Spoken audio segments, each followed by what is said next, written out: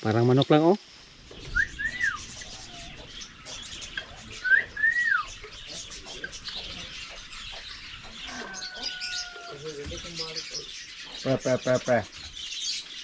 Pre. Naligo na yung ibon namin oh.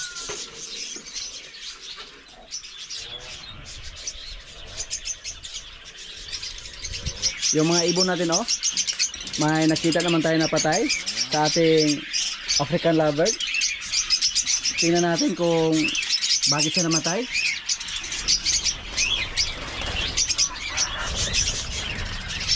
Inakay pa siya mga kaprobinsya oh. Napakasayang. Parang tinutuka yung ulo niya. Pahak.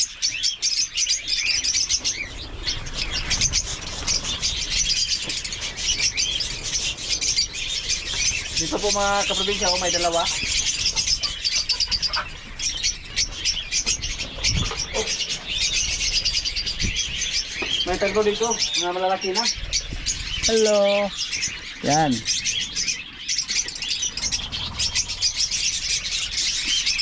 Yung isang namatay, parang kapatid po nila. Pero hindi natin alam kung bakit parang tinuka yung ulo niya.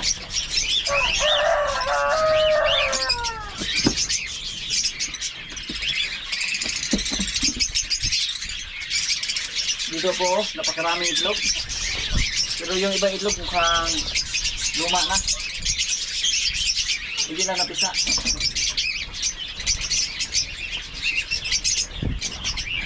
Dito mga kaprobinsya, tatlo. Sana po hindi mamatay yung mga inakay nila. Hindi natin maiwasan yung mga ganitong pangyayari na minsan may mamatay sa ating mga ibon. Lalo na sa ating mga ibon ngayon na napakarami na nila. Pati yung mga practice natin, walang tigil yung pagdami nila. At subukan natin tingnan yung ating mga kakatil dito.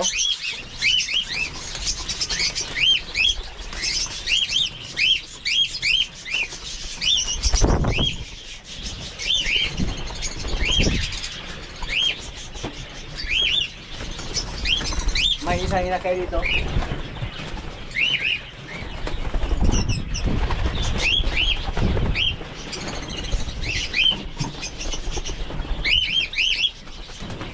Dito mga kaprobinsya, may inakay din pero may naglimlim. Tingnan nyo po. Ay!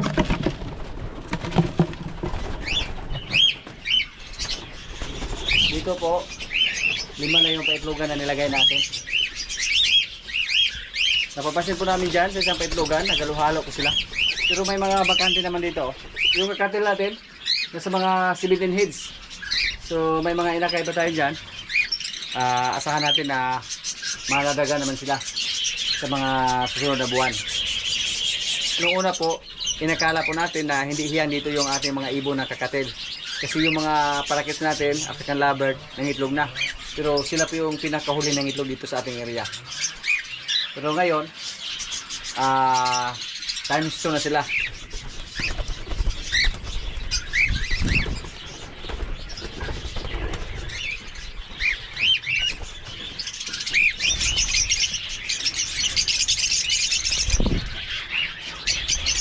Yung mga zebra na rin dito, dumami na din sila. Tapos napapansin ko kanina mga kaprobinsya na pumasok na sila sa petlugan. Marami yung pumasok sa petlugan. So, malaki ang posibilidad na may nag-itlog naman sa ating mga zebra. At kanina po napapansin ko po na yung 4 natin na petlugan, may mga pumasok doon. So pag mag-breed sila, ang isang zebra minsan may 4 na inakay. So napakabilis lang dumami pa ganun. Kaya magkuha tayo ng mga tuyong dahon ng damo at ilagay natin dito para mag-nesting sila.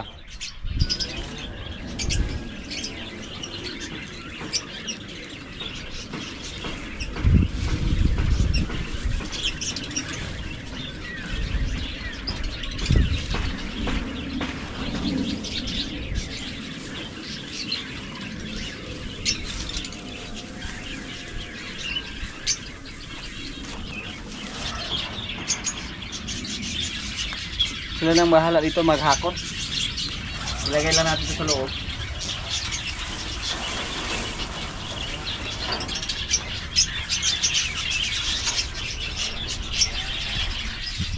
Ngayon po mga kaprobinsya, punta kami doon. Sunugin namin yung mga damo na nakaharang sa sapa. Kasi dito sa amin umaasa kami na malapit na may ulan. Tapos pag may malakas na ulan, baka magkaroon ng baha. Pag hindi namin sunugin yung mga damo na nasa sapa, maan dyan, papunta dito sa ating area. Delikado, makaharang pa dyan. Kaya ngayon, habang wala pang ulan, sunugin namin yung mga tuyong dahon na nakaharang sa sapa. Bingo.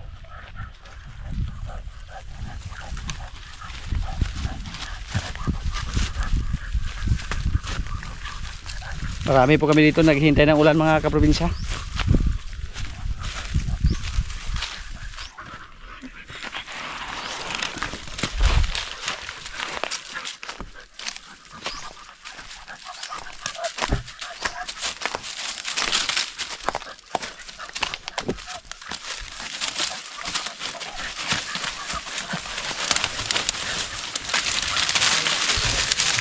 Tambukas na pirsa.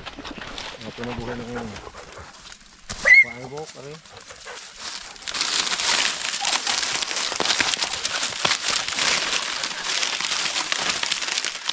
Yung tanim natin ng malunggay, wag ginabuhi.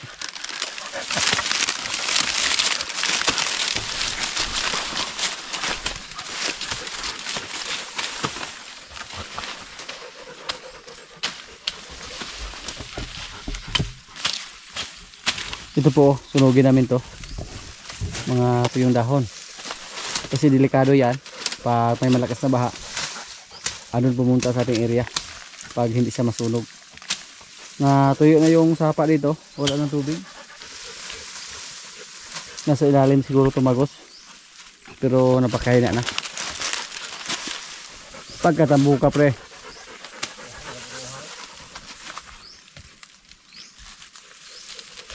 Dalaga na ita pre, na isawa pre. Dalaga na ikitag na isawa. Dakpol. Delikado po dito mga kaprobinsya, baka may isawa. Dito po may mga Japanese. Mga ilang puno ng Japanese, mga maliliit pa. May mga napir tayo dyan na tinanim oh. Pero iilan lang yung nakasurvive. Dahil mula nang nagtanim tayo, hindi po nakatikim ng ulan, hindi po nadiligan. Yung tinanim namin dito na malunggay oh, walang nabuhay, kahit isa wala. Dito po balak din natin na taniman ng napier, o kahit ano yung itanim namin dito mga kaprobinsya. Napakataba sa lupa na to, kasi matagal na to na hindi na taniman. Tingnan niyo po yung force natin dati oh, wala na. Napakatahimik na.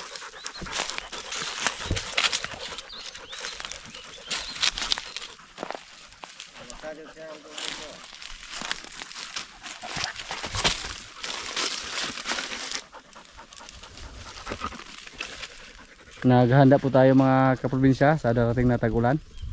Yung area natin dun sa kabila, pinaararan natin at ready na. Pag may ulan, pwede nang taniman agad. Bon, sinasawa dia Bon. Una juga kamu dalaga ron Bon.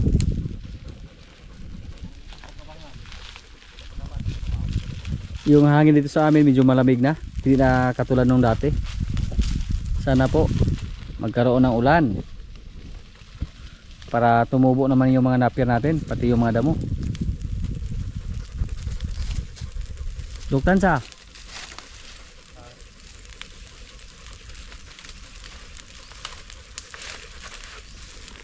ano ka bo? Wala safety rin bo?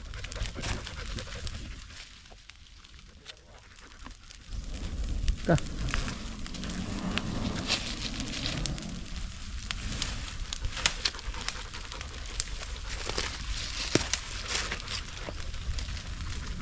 Hinihingal si Bingo. Sit down, Bingo. Sit down. Sit down. Yan na po. Pinantayan namin na hindi makarating dito yung kalayo. Kasi delikado. Naalala ko po dati mga kaprobinsya. Naalala ko po yung nagnegosyo pa tayo ng kuprahan doon sa Ayongon. Nasunog yung dryer natin. At yung mga kasama natin parang naratol na, nataranta na. So ako mismo yung pumatay sa apoy nang nasunog yung ating dryer. Kahit napakaraming usok, pinatay ko gamit yung power spray. Kaya nang napaluha ako sa usok dito, parang naalala ko po yung karanasan natin dati doon sa Ayongon. Kasi yung kupra mga kaprobinsya, kapag yan po ang masunog, grabe, napakakapal yung usok na lumabas. Wala tayong tao na makita. Mga kaprobinsya, nalinis na namin. Nasunog na yung mga ibang tuyong dahon ng damo. So pag may ulan, hindi na yan makaharang sa tubig pag may baha. Tapos pwede na tayo magtanim dito sa ating area pag magkaroon na ng ulan. Andahan tayo, Bingo, ha. Oops. Yung mga saging namin, oh. Yan. Malapit na ito ma-harvest. Yung mga saging natin doon sa Irewan, sila na po si nanay at tatay yung nag-harvest. Nakabinta na po sila mga kaprobinsya. Pero basta mga maliliit lang, mura lang yung presyo, nasa 35 per kilo lang. Pero pag mga malalaki, medyo mahal po. Yung aming inahing baboy mga kaprobinsya, oh. Yung isa, napakasana po namin. Pero 2 beses po natin siya na pa-EI. Pero nag-landing siya ulit. So pinakasana naman natin. So natural lang yung gamit natin. Sana po mabuntis na siya. At yung isa dito, negative po yung tingin namin sa kanya. Na frank lang tayo. Ilipat ko na sana siya dun sa kabilang kulungan. Inakala po natin na malapit sa mga anak. Pero bigyan pa natin siya ng chance mga kaprobinsya. Hintayin pa natin na mga ilang linggo siguro. Baka maglandi siya.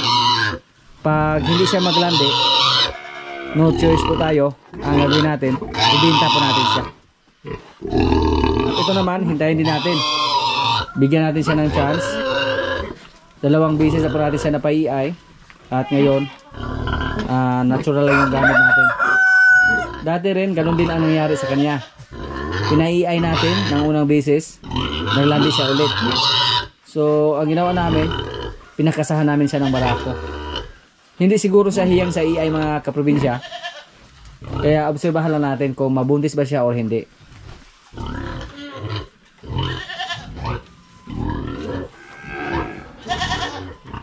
Yung mga kambing natin, oh. Naghihintay sila ng pagkain.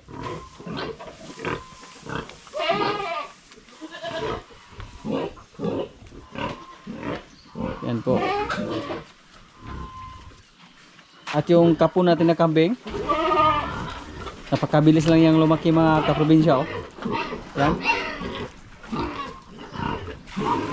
Kahit upgraded lang yung nanay niya, yan po ang kanyang nanay, oh. Magkaparihan na yung laki nila. Yan, oh. Grabe. Napakabilis lang. Hinayaan lang namin siya sa labas. Hindi namin siya nilagay sa kulungan kasi kinapon na po siya namin. At may isa tayong kambing dito na gwapo mga kaprobinsya, oh. Blackhead. Lalaki po yan. Gwapo. Hindi lang natin yan ikapon. Ibenta natin yan. Tingnan niyo po, oh. Gwapo kasi barog. Buwer. Wala siyang halong native. Kaya napakagwapo niya. At yan po ay babae. Gwapa din. Tingnan niyo po. Anak siya na ating buwer. Yan. Kulot. Hello. May mga iba pa tayong kambing dito na mga native mga kaprobinsya. Pagkatay lang yan.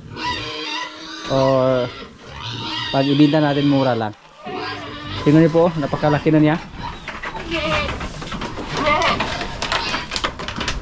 Yan. Yan po ang ating kambing. Wapo kayo.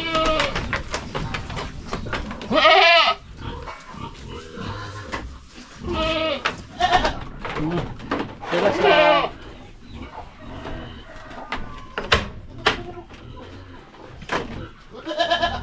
Nagkakaliw lang yung mga alaga natin, mga kaprobinsya. Parang baka yung kambing natin. Tingnan niyo po. Tapos palagi po natin tinicheck yung talik niya sa liig.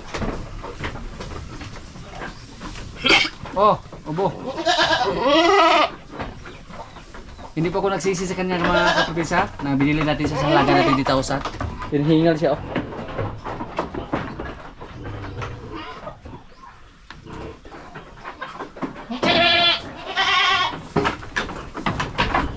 Yung mga babae nating kambing dito na mga dumalaga, anak na po sa ating kambing na turo.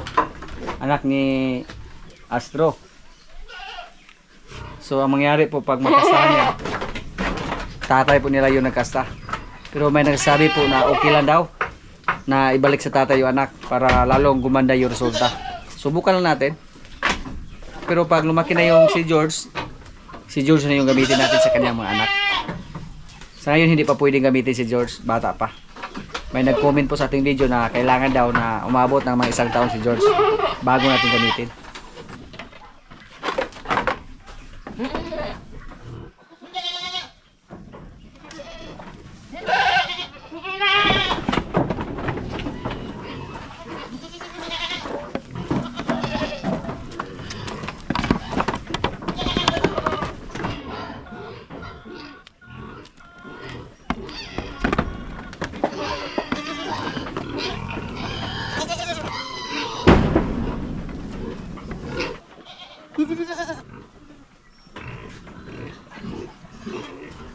I-keep natin ito para kay George.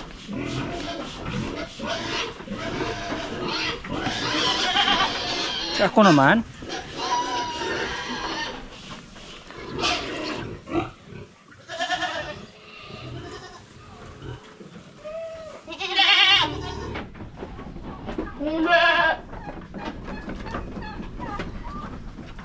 Si Dayan, oh. Kumusta ka, Dayan? Ayan, oh. Mukhang gumaling na yung didi niya. Hindi na masyadong namaga. Gutom na yung mga alaga natin kambing. Basta makakita sila ng balde na paparating dito, mag-iata agad sila. Pagkainin na pa natin yung ating mga alaga. Tapos yung pagkain nila, haluan natin ng Beta Plus Animal Feed Supplement.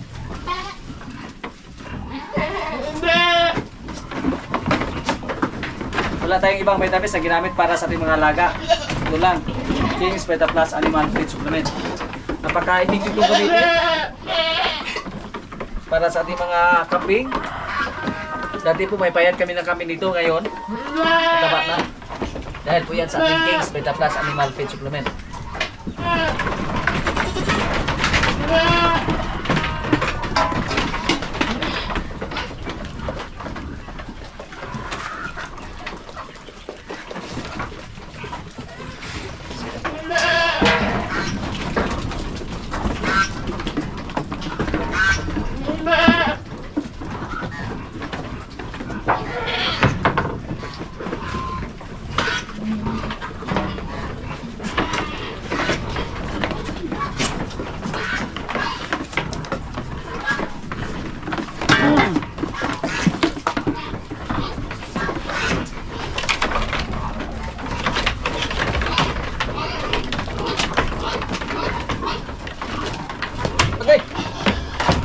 Sige. Nanghingi siya, nanghingi. Sa kulang daw, yaha kulang. Ang dadagan natin. Ganyan po kalakas kumain yung ating buhay ng kambing. Parang baboy.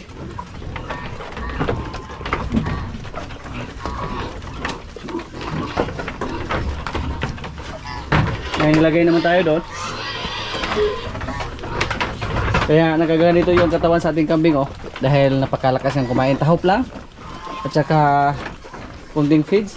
Yun lang po ang pinakain namin sa kanila. Ngayon hindi na kami nagbigay sa kanila ng pupamil. Uy!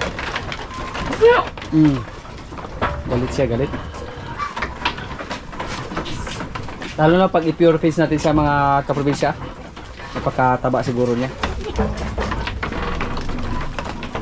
Pero hinaluan lang namin siya ng tahop.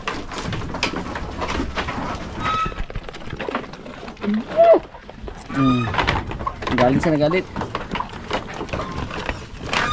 Tingnan na po yung chance sa ating babaeng kambing oh. Yeah.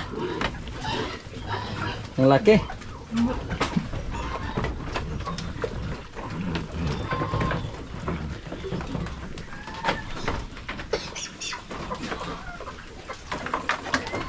Yung iba, ano sa labas pinakain. Hindi sila makakain dito pag takot po sila pumunta dito. Kaya doon lang sa labas binigyan ng feeds at saka tahok. Pag ganyan lahat kalaki yung mga kambing natin, katulad kay Dayan, pagkaganda siguro din na. Unti-unti po tayong magbawas sa ating mga kambing. Yung mga maliit, yung mga native, yun ang kunin natin. Itira natin yung mga magagandang klase hanggang darating yung panahon na puro mga malalaki yung mga kambing natin dito. May isa tayong malaki dito na inahin mga kaprobinsya. Andito natin nilagay oh. Tako kayo. Parang hinugasan yung palanggana. Walang natira. Sinadya namin na ilagay siya dyan, ihiwalay. Kasi pag nasa labas siya, naghari-arian siya dito sa labas. Hindi makakain yung ibang kambing. Kaya nilagay namin siya dyan. Ito po yung walang sungay natin na kambing oh. Lalaki. Pero pag matuloy yung nagagusto sa kanya mga kaprobinsya, mukhang mamaalam siya dito sa ating area. Wala namang problema kasi may kambing naman tayo na tagagasta dito.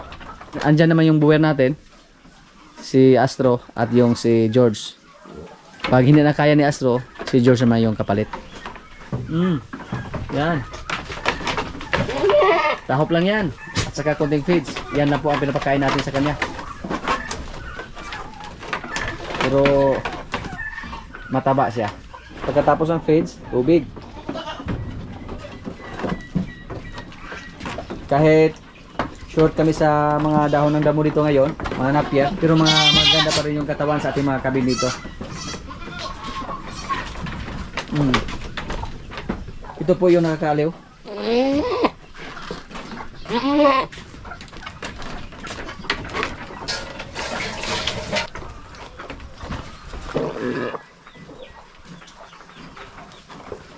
Yan po.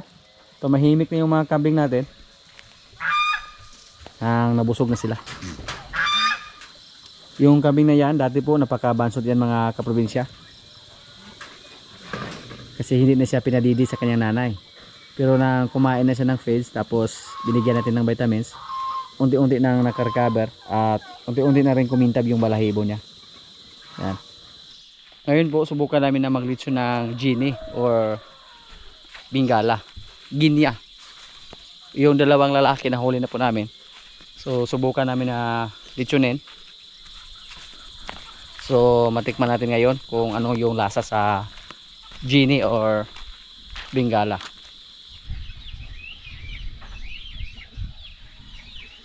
Tingnan niyo po mga kaprobinsya oh. Lumabas na yung mga ganyang insekto. Sabi po sa mga karaan, yung mga sinaunang tao na pag lumabas to, malapit na daw umulan. Sana. Siguro kay bro, ulan na ba? Ulan na ginasiya ako. Pero yun pang sabi nila, basta lumabas to tuwing gabi. Wala po yan sa science. Mga haka-haka lang yan ng mga tao ba dati. Ng mga karaan. Mga kakaraanan na pag lumabas yung mga ganyang insekto. Ibos po ang tawag dito sa amin, ibos. Paki-comment na lang po kung anong tawag sa lugar nyo. Ibos ni bro, di ba? Ibos na. Oh. Ibos na rin sa mua. Yan po oh. Ikot-ikot na yung namin. Bingala. Matikman na namin to kung ano yung lasa. Kasama natin yung bullpasser oh. Hello. Okay. Namula-pula na. Yan oh.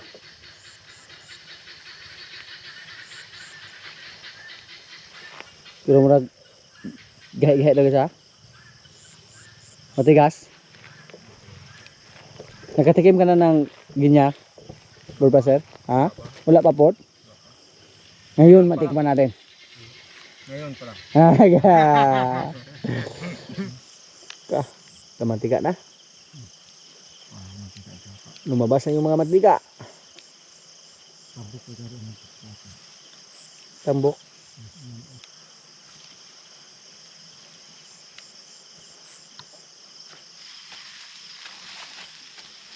Parang manok lang oh.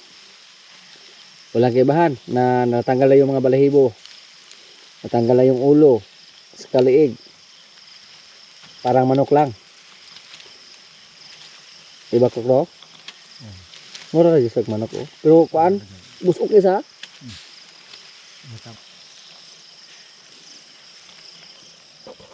Mga kaprobinsya, luto na yung ating lechon na Genie, Bingala. Tikman na natin kung ano yung lasa sa Bingala. At ito po, sili. Yung sili natin, haluan ng yung lamang loob ng Bingala. May kanin. Yan. Lord, maraming salamat sa pagkain. So, kain na.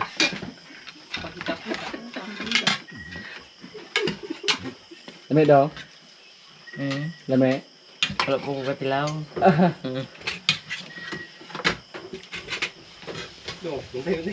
Masarap yung tutong oh. Yan, lami kayong dukot ba?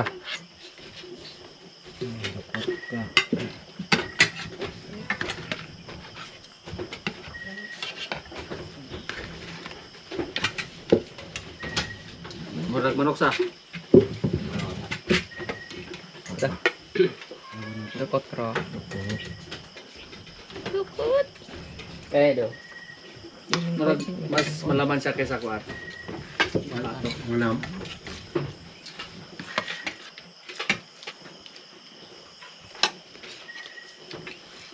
Ano daw? Sarap. Ketchup.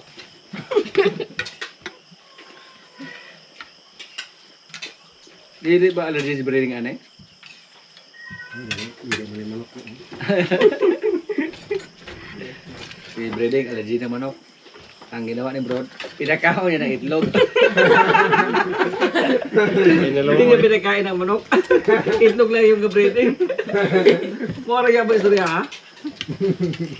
Giburo-buro yung gato breeding ha?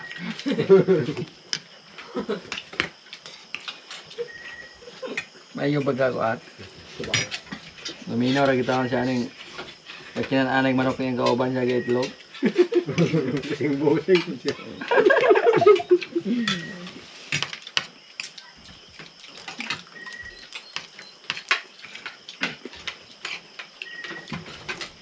First bite.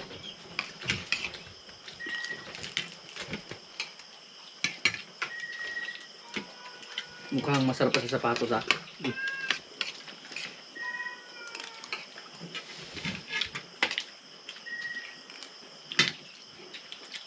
Daw, dami daw. Apay katingog ka to daw.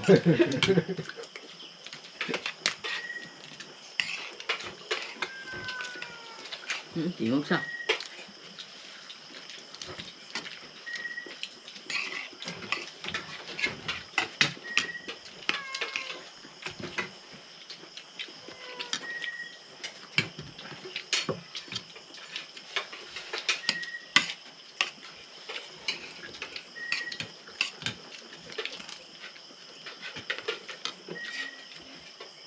Ako tagan ulit jumbo, maganda may tubig ron. Baru mangili ka. Gatakan. Ganang ko na ron. Okay. Ay, wala ko good na. Pakon sa kahon. Halang deh, nga di mahalang. Jumbo. Nga, isog na.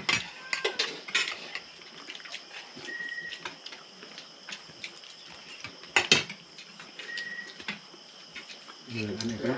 Harang daw.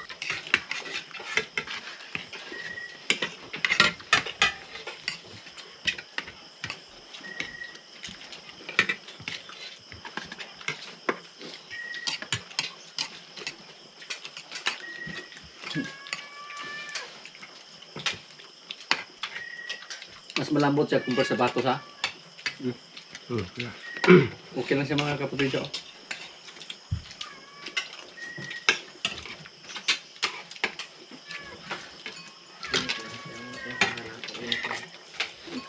Alam ka ha. Walang tubig. Naman. Hindi mo tubig. Walang tubig. Tubig sa mga.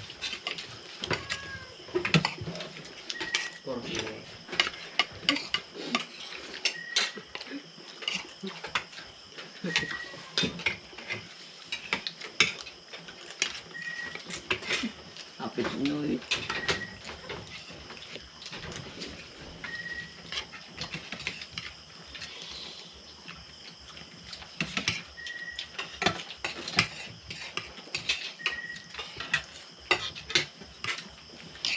Wak may alang yung sabaw. Iya. Kaya mga ulod mo na eh. Lang.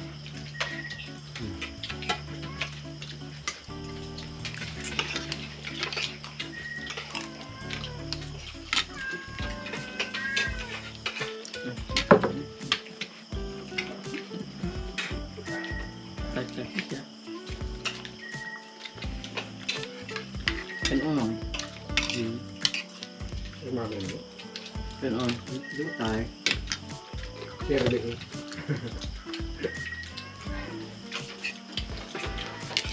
Kami ano na.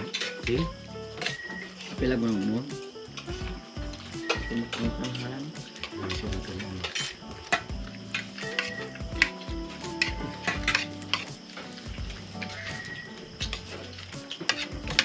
Dong. Noy. Alang dong. Wala. Yung po doon lang ito tubig. Balik ka tayo.